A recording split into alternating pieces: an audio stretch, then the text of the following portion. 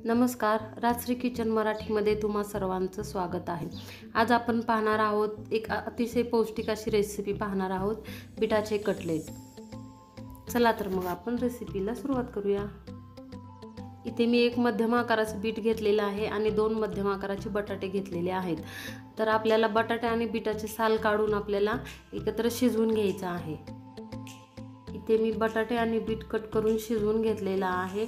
तर आपल्याला आता ते बटाटे आणि बीट किसून घ्यायचं आहे।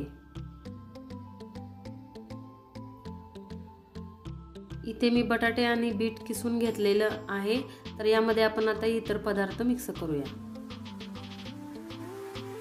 सर्वप्रथम आपण टाकूया चवीनुसार मीठ,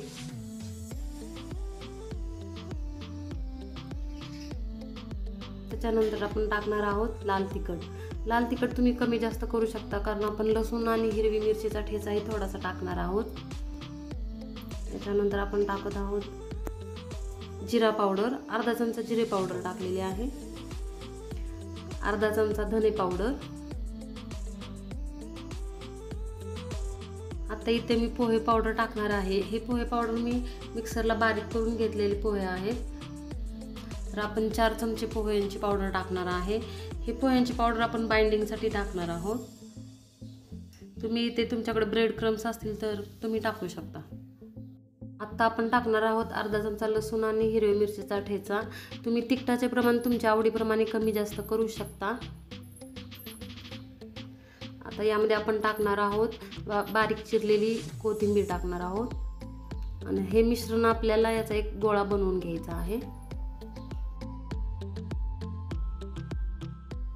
ते मी सर्व पदार्थ मिक्स करून व्यवस्थित असा छानपैकी गोळा बनवून घेतलेला आहे। जर हा गोळा थोडासा पातळ वाटत असेल तर तुम्ही याच्यामध्ये पोह्यांची पावडर अजूनही मिक्स करू शकता।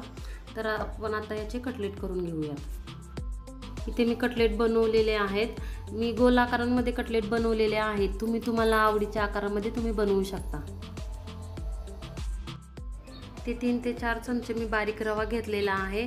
आपण जे कटलेट बनवून घेतलेले आहे त्याला आपल्याला रव्याचं कोटिंग करून घ्यायचं आहे। रव्यामुळे कटलेट आपले वरून क्रिस्पी होतात आणि आतून मऊ होतात। सर्व कटलेट अशा प्रकारे आपल्याला रव्यामध्ये कोटिंग करून घ्यायचे आहेत।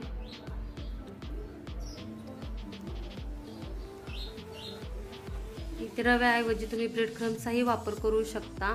इथे सर्व कटलेट मी कोटिंग करून घेतलेले आहेत। चला तर मग आपण कटलेट शॅलो फ्राय करून घेऊया। ते गॅसवरती तवा गरम होण्यासाठी मी ठेवलेला आहे। तवा थोडासा गरम झाल्यानंतर आपण तेल टाकून घेऊयात। 3 ते 4 चमचे तेल टाकलेलं आहे मी। तेल थोडंसं गरम झाले की कटलेट आपण शॅलो फ्राय करून घेऊया। 5 ते 6 कटलेट ठेवूया आपण। कटलेट ठेवून झाल्यानंतर त्याच्या बाजूनेही आपल्याला थोडंसं तेल सोडायचं आहे। वरतीही आपल्याला थोडंसं तेल टाकायचं आहे। आपलं तेल टाकून झालेलं आहे। हे कटलेट 3 ते 4 मिनिटं आपल्याला एका बाजूने छानपैकी क्रिस्पी होईपर्यंत शॅलो फ्राय करून घ्यायचे आहेत। आपले इथं कटलेट तयार झालेले आहेत, एका बाजूने क्रिस्पी झालेले आहेत। आपण पलटून घेऊयात। खूप छान असे आपले क्रिस्पी झालेले आहेत एका बाजूने कटलेट। असे सर्व आपण पलटून घेऊया।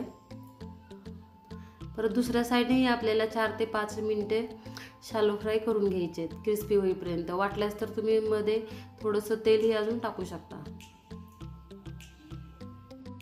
आपले कटलेट दोन्ही बाजूने छानपैकी शॅलो फ्राय झालेले आहेत। वरून क्रिस्पी आणि आतून एकदम मऊ असे कटलेट तयार झालेले आहेत। लहान मुलांसाठी डब्यासाठी हा एक ऑप्शन आहे। हेल्दी रेसिपी म्हणूनही तुम्ही पाहू शकता याच्याकडे। त्यांना बीट खायला आवडत नाही त्यांच्यासाठी पौष्टिक आणि चटपटीत अशी रेसिपी आहे। तुम्ही नक्की आवर्जून ट्राय करा।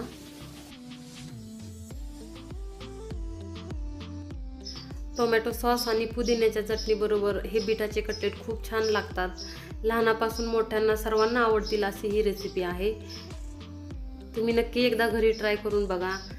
रेसिपी आवडल्यास लाईक करा, कमेंट करा आणि सबस्क्राईब करायला विसरू नका। रेसिपी पाहिल्याबद्दल धन्यवाद।